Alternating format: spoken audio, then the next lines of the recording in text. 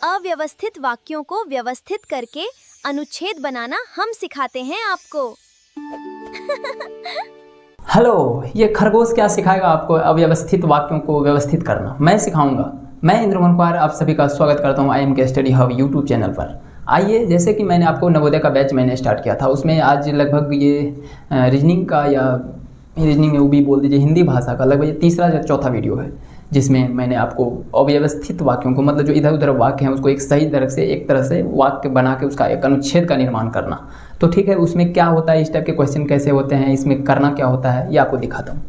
आइए, अव्यवस्थित वाक्यों को शुरू क्या कहते हैं, वाक्यों से अनुच्छेद का निर्माण। इसमें क्या होता है, इसमें आपको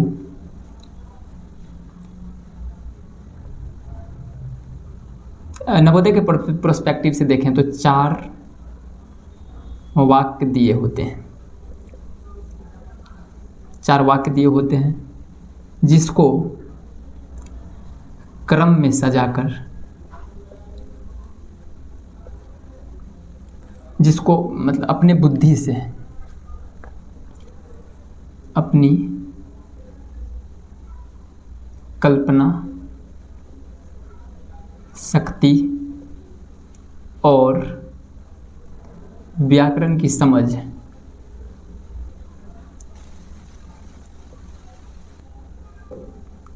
से क्रम में सजाना होता है। और एक इसमें क्या करना होता है, इसमें आपको 4 वाक्य दिए होते हैं, जिसको अपनी कल्पना शक्ति और व्याकरण की समझ से आपको क्या होता है, क्रम में सजाना होता है। जैसे क्रम में सजाना होता है और इसमें क्या करना है, इसको क्रम में सजाने के लिए मतलब आपको सजाना होता है। अगर मान लेता हूँ, जैसे कि एक एग्जांपल से आपको समझाते हैं क्या करना होता है। मान लेता हूँ मैं सब्जी बना रहा हूँ,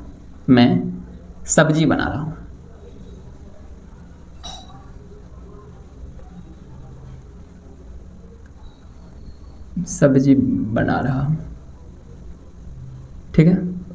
सब्जी बना रहा हूँ, मुझे वाक्य में दे दिया है सब्जी डालना है।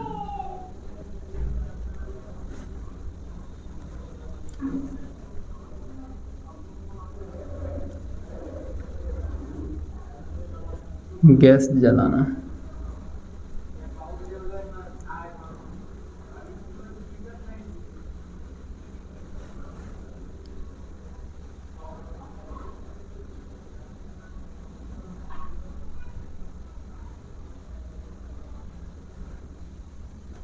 उसके बाद गैस जलाना है। सी में अब कुछ और लिख लेते हैं, सब्जी बनाना है, उसके बाद गैस जलाना है, मसाला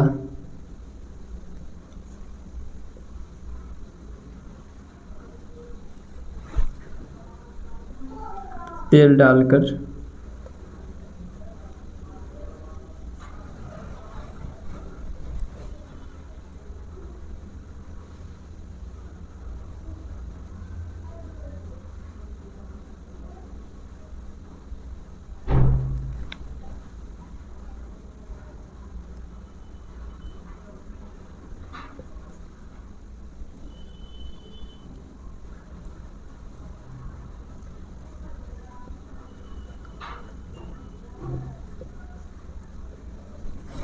ये 4 वाक्य हैं। जैसे हमको सब्जी बनाने के लिए अच्छा मैं एक एग्जांपल के थ्रू लिख दिया हूँ। तो सबसे पहले क्या होगा, तो सबसे पहले हमको सब्जी डालना है, या पहले गैस जलाना है, या पहले तेल डालना है, फिर पानी डालना है। तो पहले क्या करना है आपको, आप सोचिए कि ये काम में पहले हमको क्या करना है। पहले तो आपको क्या होता है, गैस जलाना है। सबसे पहले तो क्या होगा, बी, सबसे पहले क्या करूँगा, गैस जलाऊँगा, ठीक है। पहले गैस जलाऊँगा, उसके बाद क्या करूँगा, कढ़ाई पे क्या डालूँगा, ये वाक्य के हिसाब से देखेंगे, तेल डालना है।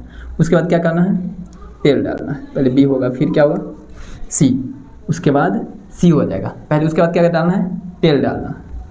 तेल डालकर क्या, उसके बाद तेल डालने के बाद तेल में डाल के सब्जी डालना है, सब्जी डाल देंगे। सब्जी डालने के बाद सब्जी डाल देंगे तो क्या होता है, उसके बाद गर्म भून के उसके बाद क्या डालना है, पानी डालेंगे। तो ऐसे होगा। तो ये वाक्य हम बना दिए, यही आंसर हो जाएगा इसका। इसी में सजा का ऑप्शन दिया रहेगा, आप आंसर ढूंढ के दे देंगे, ठीक है। तो इसी तरह से आपको मतलब ये कुछ वाक्य दिए हुए हैं, यहाँ से मतलब हम 8 को टोटल दिए हुए हैं, तो इसमें सजाना है और आपको आंसर देना है। तो पहला 8वां नंबर देखिए, इधर शुरू करते हैं। विश्व में 7 महाद्वीप हैं, आपको पता भी, इससे आपको ये भी समझ आता जाएगा विश्व में कितने महाद्वीप हैं, 7 हैं। एशिया, अफ्रीका, यूरोप, उत्तरी अमेरिका, दक्षिणी अमेरिका, अंटार्कटिका और आर्कटिका, ठीक है। तो विश्व में 7 महाद्वीप, अफ्रीका है। विश्व में 7 महाद्वीप हैं, यह संसार विशाल है, हमारा देश भारत एशिया अंतर्गत ही आता है, इसमें एशिया सबसे बड़ा महाद्वीप है। तो सबसे पहले तो होगा क्या, इसमें होगा कि सबसे पहले तो ये संसार विशाल है। तो चलिए पहले हो जाएगा क्या, 1 नंबर में क्या आएगा, 1 नंबर में आएगा संसार विशाल है। संसार विशाल है, यह संसार विशाल है। विश्व में कितने महाद्वीप हैं, 7 महाद्वीप हैं, 2 नंबर में ये आएगा। उसमें विश्व, संसार विशाल है, विश्व में 7 महाद्वीप है, उसमें एशिया सबसे बड़ा महाद्वीप है, एशिया सबसे बड़ा, 3 नंबर में ये आएगा। और चौथा ये आ जाएगा, ऑब्वियस सी बात है, जो लास्ट बचा है। तो क्या हो जाएगा इसका वाक्य अगर पढ़े, अब देखिए पहले तो 1 को पढ़िए, तो बी ए के बाद क्या होगा, डी, और उसके बाद क्या होगा, सी, यही आंसर हो जाएगा।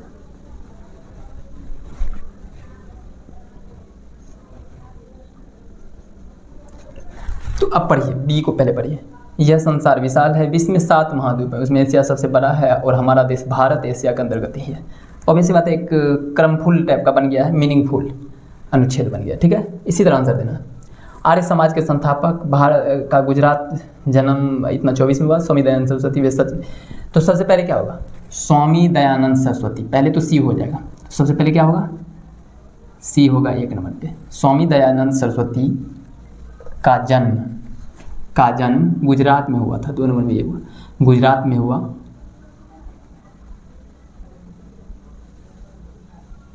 सॉरी, गलती हो गया ना।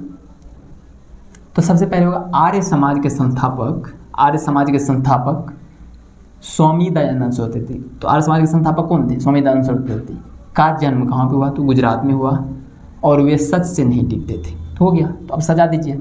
तो सबसे पहले क्या हो जाएगा, इसमें सबसे पहले हो जाएगा ए, उसके बाद हो जाएगा सी, उसके बाद हो जाएगा बी, उसके बाद हो जाएगा डी। यही आंसर होगा इसका, ठीक है। अगला देखिए, जवाहरलाल नेहरू की पढ़ाई ब्रिटेन के हैरो और कैम्ब्रिज में हुई। तो सबसे पहले होगा ए, उसके बाद होगा बी, जब वे भारत लौटे तो महात्मा गांधी के प्रभाव में आएगा, डी सी। यही आंसर हो जाएगा। जवाहरलाल नेहरू की पढ़ाई ब्रिटेन के हैरो और कैम्ब्रिज में हुई, जब वे भारत लौटे तो महात्मा गांधी के प्रभाव में आ गए, ठीक है। ये हो गया। एक मंत्री जब एक जवान के अपराधी को देखा, जेल का निरीक्षण कर रहे थे, तो उन्होंने जेल कोठरी में, तो पहले क्या होगा, एक मंत्री जब, सबसे पहले तो ए हो जाएगा 1 नंबर में।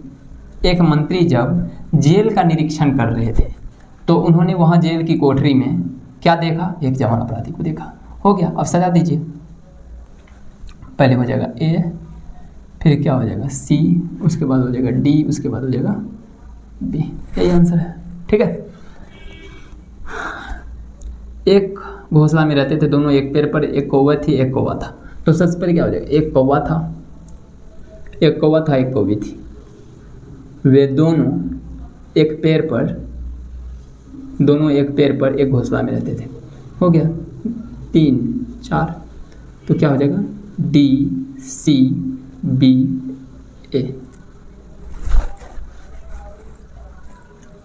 क्योंकि उसमें हमेशा पैसे की तंगी रहती है। अधिकांश गांव वाले गरीब और अज्ञानी हैं, किसान उत्तम बीज। तो सबसे पहले तो सी हो जाएगा 1 नंबर में। क्यों, अधिकांश गांव वाले गरीब और अज्ञानी हैं, क्योंकि उसे हम किसान उत्तम बीज और स्वाद नहीं खरीद सकता, क्योंकि उसे हमेशा पैसे की तंगी रहती है। तो क्या हो जाएगा C D A C D A, ठीक है। अगला देखेंगे, संसार में लाखों लोग नेत्रहीन हैं। पहले लोग सोचते थे और वे किसी काम के नहीं हैं कि नेत्रहीन व्यक्ति के कुछ नहीं किया जा सकता, के लिए कुछ नहीं किया जा सकता।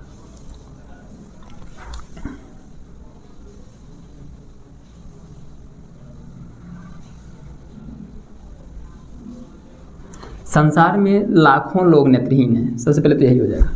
संसार में लाखों लोग नेत्रहीन हैं।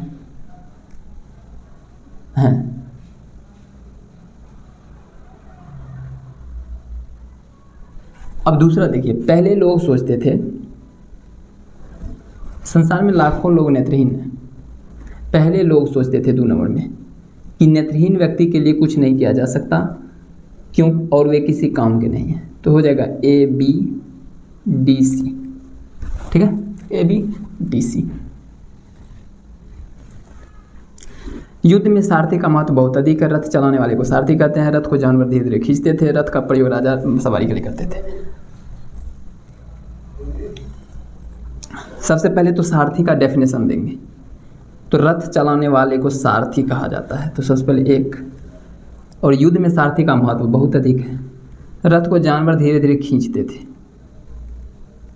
और रथ का प्रयोग राजा सवारी के लिए करते थे। तो 3 4 हो गया।